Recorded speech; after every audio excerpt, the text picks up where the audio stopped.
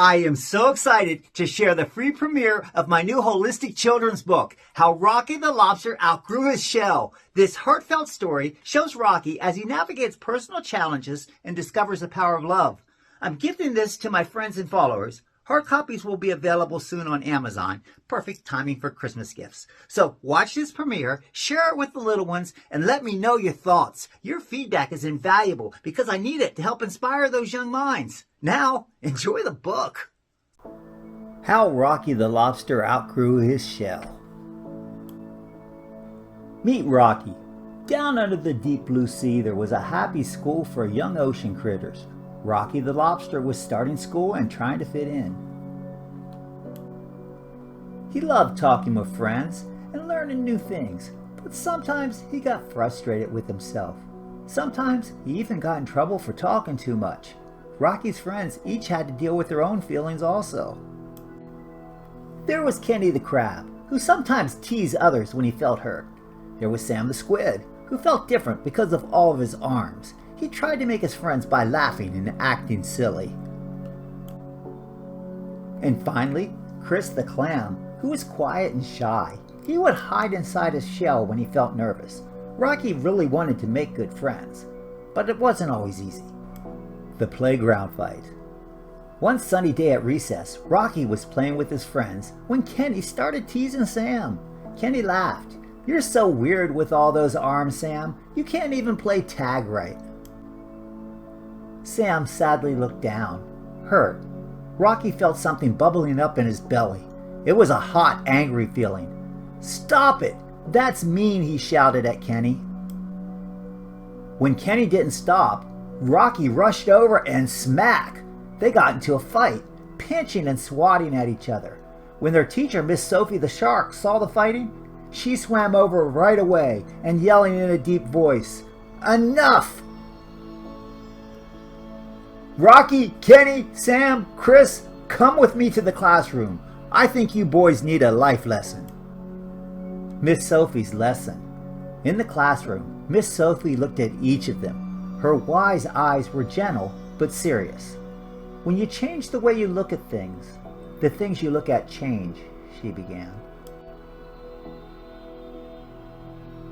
The boys looked at her puzzled. "Each of you is special, the way God made you. Sometimes we feel afraid or like we don't fit in, but that's when we must have faith. We need to believe that God is guiding you and that you are loved." Then there's forgiveness. If we hold on to anger, it's like keeping heavy rocks in our hearts. Forgiveness means letting go of those hurts so we don't get weighed down. Finally, there's love. Love opens up your heart to others, helps you be kind, and reminds you that we're all in this together. The guys listened, but Rocky still felt confused. He just wanted to go home and play. The mirror from above. On his way home, Rocky felt the waves swirling around him. As he swam along the ocean floor, something sparkled on the surface above. He saw a sailboat, and a teenage girl was putting makeup on. All of a sudden, a big gust of wind blew her mirror right out of her hands. It twirled through the water, all the way down, landing softly on the sand in front of Rocky. It was like it was meant just for him. Rocky stared at the mirror. He had never seen himself like this before, up close, looking back into his own eyes. He remembered Miss Sophie's words on faith, forgiveness, and love. He started to talk to himself, saying, "I'm sorry for being angry. Please forgive me for my mistakes. I love you, Rocky. Thank you for being you." As he spoke, Rocky felt a warm feeling inside, like he'd outgrown his old shell. He felt lighter and ready to share love with others. Rocky's change. The next day, Rocky went back to school feeling different. He felt brave enough to be a little kinder. First, he went over to Chris the Clam. "Hey, Chris, do you want to talk?" "I'd love to hear what you think." Chris looked surprised, but happy. He came out of his shell and shared stories that he'd never told anyone before. Then Rocky went over to Sam the Squid. "Sam, you know what? I think you're awesome, just the way you are. You don't have to act silly to have friends. I'm glad you're my friend." Sam's eyes filled with happy tears, and he hugged Rocky in a big squishy embrace. Finally, Rocky spotted Kenny the crab. Remembering their fight yesterday, he took a deep breath and said, "I'm sorry for yesterday, Kenny. Please forgive me. I don't want to fight anymore. I want to be your friend." Kenny felt his anger slip away like an old shell. He looked at Rocky and said, "Yeah, I'm sorry too. I'd love to be your friend." Those two became best friends. The band is born. From that day on, Rocky and his friends stuck together, and they even decided to form a rock band. Sam became the drummer.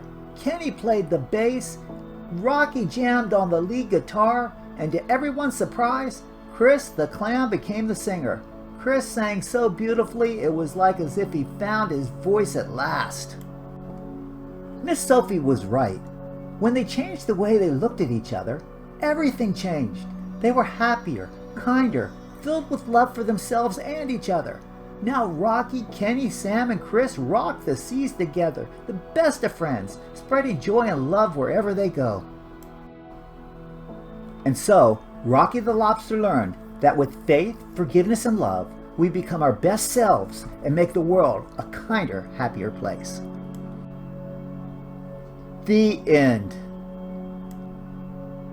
To Rocky, my little lobster, may you always find courage to believe in yourself, forgive others, and love with your whole heart.